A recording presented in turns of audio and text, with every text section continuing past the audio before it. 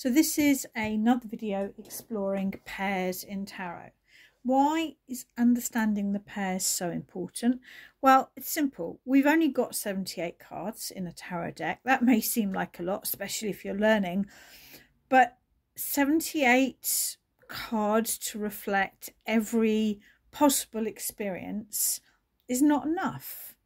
So the way that we get the details, the nuances, the depth to our reading is by understanding the unique connections between the tarot cards in a reading, which is one of the reasons why I rarely do a one-card reading. I do, sometimes I do, but my normal reading spread would either be 3 cards or arguably 4 with the card at the bottom of the pack, or my 9-card grid with the 10th at the bottom of the pack, because by understanding the connection between the cards, you really layer up the nuances and the details.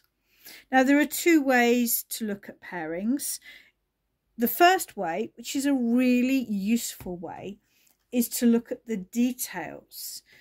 Even now, I mean, I can't tell you how many readings I've done. I can't tell you, in fact, I'm trying, just having a quick look today. I have spent 1, 2, 3, 4, 5, 6.5 hours tarot reading, and today was quite a light work day. So, you know, I do a lot of hours of reading, and I still look at spreads and notice little details between cards that immediately creates a bridge or a link between those 2 cards.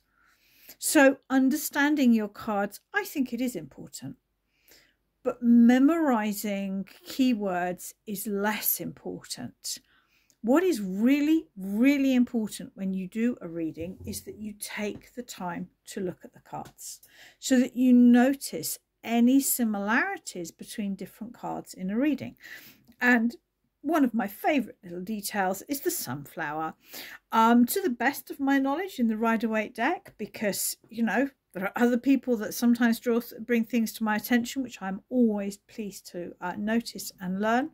To the best of my knowledge, the only sunflowers that are in the Rider-Waite deck is on the Sun and the Queen of Wands. Now, for me, if you've done a reading, as long as it's not like a 78 card reading, as long as it's sort of 20 cards or less, shall we say, and you're looking at your cards and you notice the sunflowers on these 2 cards, immediately I think you need to acknowledge that that is a connection, that the sunflower image is important in this reading, or the connection between the 2 cards is important in this reading. For me, I connect the sunflower to the solar plexus and to confidence. The confidence of the Queen of Wands and the confidence of feeling safe and secure that we have in the child in the sun. So that's one of my favourite little details, and I just love it. The other way to look at paired cards is cards that show up on the same spread that have a similar or can have a similar meaning. Now, the joy of tarot is that each card can have so many meanings. The Hanged Man, it can be a deeply spiritual card. To me, it has strong links to shamanism and to your personal spiritual path. It can talk about things slowing down. It was one of my #1 precursor cards for the COVID lockdowns. I knew something was going to happen lockdown year, because almost all of my clients for their year ahead readings got either the Hanged Man or the 4 of Cups for slowing down. So it can mean that. But it can also mean simply looking at things from a different perspective, which is a really powerful message. And the 8 of Cups can also mean looking at things from a different perspective. Because what we do, there's lots of meanings for this card. But what we know about this card is there is an eclipse, and eclipses often change our perspective. We know that he is climbing to higher ground. He is wearing boots and a cloak, and he has a staff. Whether this is a good thing, whether this is a bad thing, whether he's despondent, whether he's confident, we're not entirely sure. But what we do know is that when he gets to the higher perspective, when he gets up to here, if he chooses to turn around and look back, with both the eclipse and the higher perspective, or the higher vantage point, he will look back at the cups with a different perspective. So that if I've done a spread and I get both of these two cards, then I'm going to be thinking, okay, I'm still intuitively connecting to what do they both mean separately, but there is a combined sort of Venn diagram moment of looking at things from a different perspective. I've, excuse me, reaching across, I've got piles of cards everywhere. I had a reading today, actually, and 3 cards all together in a 3-card reading. The Moon, the Queen of Cups, the 7 of Cups. To me, immediately it felt too much, too watery. And to me, the joint thread between these cups, apart from 3 cards, apart from, of course, water, is dreams. The Moon can be dreams, illusions, delusions, fantasies, and getting lost in them. The 7 of Cups can be getting lost in the glamour of your dreams and your hopes. And the Queen of Cups, of course, with that beautiful chalice there, and the way that her dress just sort of, you know, leaks into the water, can be getting lost in dreams. And for the 3, to have all 3 cards together, I was definitely getting this feeling of getting lost in dreams and fantasies and illusions. Then we have other cards where there is a known connection, where we know that they are a matched pair. One of my favourites for this sort of matched pair is the 3 and the 8 of Pentacles. Now, separately, they have lots of meanings. The 3 of Pentacles can be working on your self-limiting beliefs or on your weaknesses. Notice they are black pentacles, and turning them into a strength. It can be focusing on good mental health. It can be working on a project or a craft that brings you a great deal of satisfaction. The 8 of Pentacles can be learning something. It can be training. It can also be about getting organised and streamlining. I get this damn card when I need to sort out my emails or my accounts, you know, get organised. But when they come together in a reading, it usually refers to your work. Now, this doesn't have to be paid work. It could be your vocation. Or your voluntary work, but it usually refers to your what you consider work, or your client might consider work. Because to me, these are, in the deck of 78 cards, these are the 2 work cards. So if they come up together, pay attention. Looking at cards with similar meanings. To me, the 2 of Swords and the High Priestess are very similar meanings.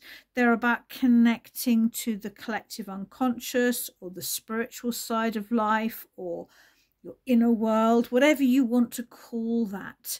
They are about stepping away from the mundane world.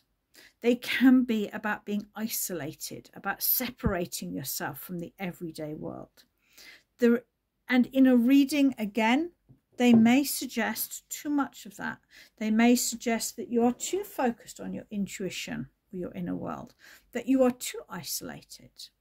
Or it may just be really hammering a point home. But if I see these 2 in a reading, to me, they have a similar energy.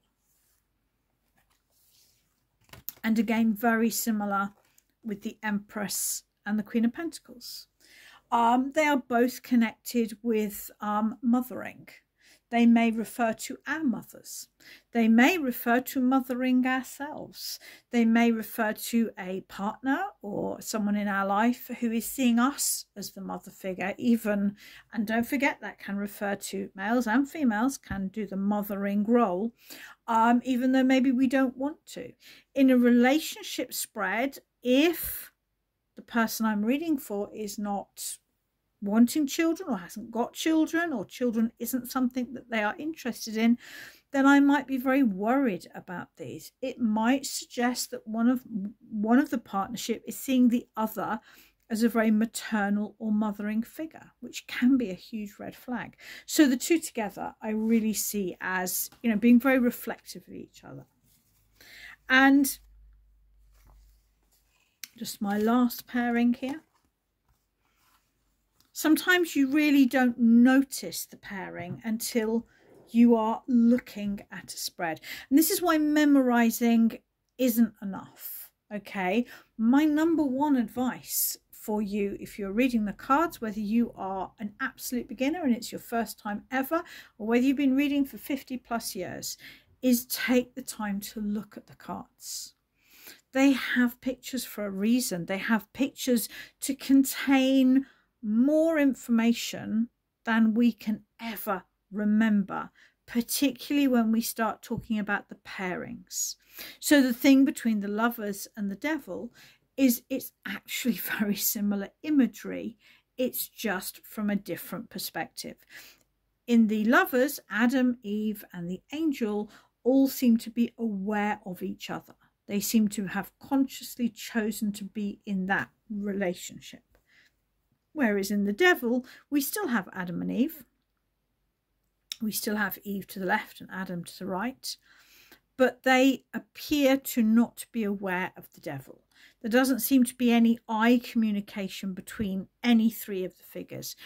Eve seems to be looking out, Adam seems to be looking down, and the Devil seems to be looking down on them. There's a feeling of a lack of awareness. Whereas in the Lovers, there seems to be a feeling of conscious awareness of the relationship dynamics. So, you know, try it. And, you know, what you could do, and I've got my deck here, I'm just going to scoot those out of the way, is, you know, when you're doing a reading, I'm just going to do 3 cards, just asking what do I need to know right now, just as a sort of a random example. So I'm just shuffling. I'm going to do 3 cards, super quick. So we've got the World, which is endings and beginnings. This does feel to me like I'm stepping into a new stage of my life, so that really resonates.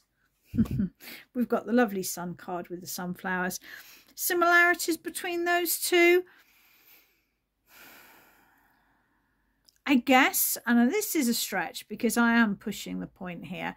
They are both semi-naked or naked, which is about feeling secure, allowing yourself to be vulnerable, which isn't something I'm particularly good at unless I'm talking to Gamma, it seems. And it's about allowing yourself to be seen, I guess. The connection there for me would be the semi-clad people. There aren't many if you think about it. There's Adam and Eve, there's the star, there's the sun, there's the world. But if you think about it, there are the people on Judgment, as I look at that card. But if you think about it, the vast majority of the people in the Rider-Waite deck are clothed. So straight away, I'd never made that connection. I'd never consciously thought about that. But when I first looked at it, I was a little bit stumped. But then I allowed my mind to relax and I saw that connection. The third card, which is the Page of Swords. I'm very anxious, roof's still leaking, renting in the UK, not the best of choices. And I'm allowing those birds of worry to sit, and I'm really trying to be very focused on that. The connection between the Page of Swords and the other two, again, this is a little bit tenuous, but all 3 have blue backgrounds. If you'll notice, there are some cards that have the golden background. There are some cards that have the grey background. They all have blue backgrounds. And the card at the bottom of the pack, the Hierophant. Sometimes the linking connection between 2 cards is not what brings those cards together, but what is unique about that card in that spread. What is unique about the Hierophant in this spread is that it's got more than one person. It's about the communication between different people. It sets it aside from the other 3 cards. I'm not really here to unpick this reading. It was more just to sort of demonstrate the actual process. So for me, Noticing the similarities between cards, either their meaning or their imagery or their perceived wisdom. Noticing when one card in a reading is significantly different to the others has helped me to find the space between the cards. And I don't think you can memorize that. I don't think any book can ever cover that completely. I think it's a technique that you learn. And I'll do some more of these spreads because it's rather nice to be looking at the pairings. I know it's something people ask for, but it's a tool that you learn rather than something you can pick up that's been written by someone else. So I hope you've enjoyed this. If there is any questions, if there's any topics you want me to cover, do drop a comment in the comments. It's lovely to hear from you and know that I'm not just talking to myself.